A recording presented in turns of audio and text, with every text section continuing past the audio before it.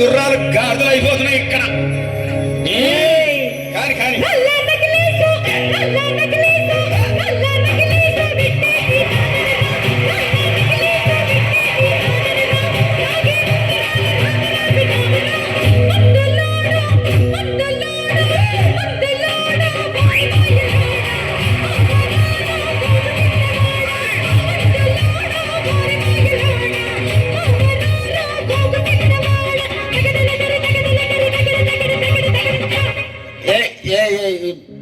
ఈ ప్రపంచంలో ఎవరైనా ఇట్లా అంటారా అన్న? నేను మందులు అమ్ముకున్న మాత్రాన మందులోడు ఆయన న్యాయమా?